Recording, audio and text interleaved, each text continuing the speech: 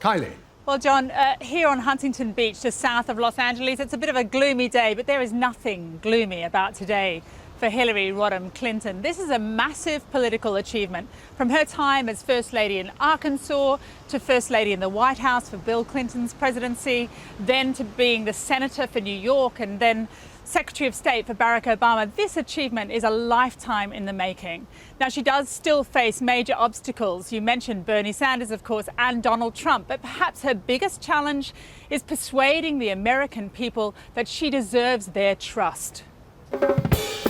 Finally, California comes into frame.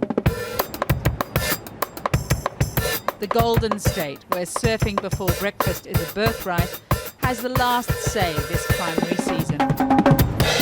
But Californians go to the polls knowing that Hillary Clinton has just clinched the delegates she needs to become her party's nominee.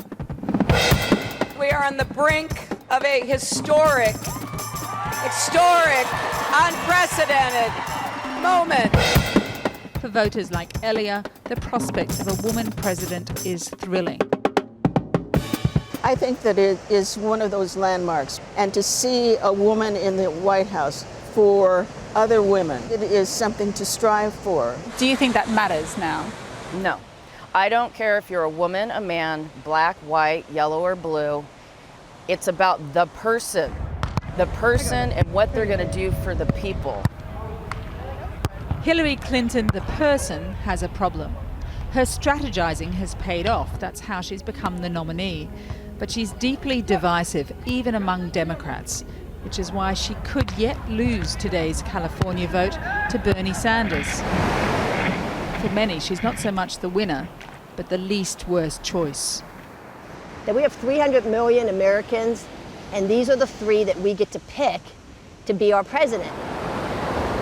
These are the best and the brightest. That's the part I have an issue with. In Hillary Clinton and Donald Trump, this election cycle has unearthed two of the most unpopular politicians in a generation. When we look at it, we say, well, you know, who do you want to vote for? And everybody's like, oh. Disappointment with Hillary is a daily topic for the Young Turks, a YouTube news experience.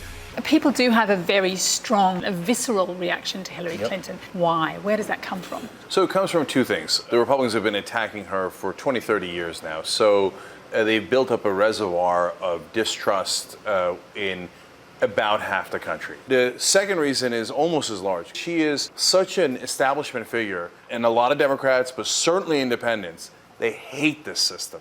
In the official Hillary backstory, there was a time when she was not so establishment, her radical days when she fought the system. But today's young revolutionaries aren't buying. You know, maybe she was revolutionary, but it's not for anyone else but the interests of white women. In East Los Angeles, the ovarian psychos ride to reclaim the streets for women of color. We also try to teach women how to be safer on the streets, especially on the bike. They reject any idea that a white feminist like Hillary Clinton can bring meaningful change for them. To correlate this mask of what you represent, you know what I'm saying, like, to the fact that there's any kind of real change happening is faulty argument. So real change happens outside the system? Of course. Only. Live streaming for the mainstream, Cenk Uygur says it's Hillary Clinton's links to Wall Street that put her deep inside the system so many distrust. All those people who can't retire anymore and saw all their savings gone, every day on TV watch the bankers getting bailed out. Then a candidate like Hillary Clinton goes and gets millions of dollars from those same bankers to pat them on the back. Oh, what a toxic brew. Now that she's running, she's circling back and saying, we're going to take down those big corporations. I just think she's very dishonest. All the politicians have to raise huge quantities of money. Our election system is really broken.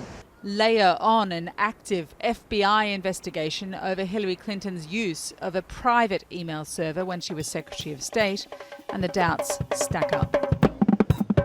So far, this election is more noise than substance about who's shareable on social media. But Hillary Clinton has this advantage. While some voters dislike or distrust her, they actually fear for the future should Donald Trump become president.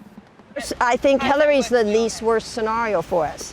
I don't care if our economy grows if they're bombing us. I think she would keep us the safest. Hillary Clinton will need to ride that wave all the way to November to make the history she seeks. But before Hillary can get to Donald Trump, she still has Bernie Sanders on the horizon. Will he drop out if he loses tonight, Kylie? Well, certainly, John, many establishment Democrats would like him to do exactly that. But the thing is, there's every chance that he could, in fact, win tonight. The polls have it very close. He would say he's leading a political revolution. He's won millions of votes across the country, and he wants to stay true to those people and stay in this race until the very last gasp to push Hillary Clinton as far left as he possibly can.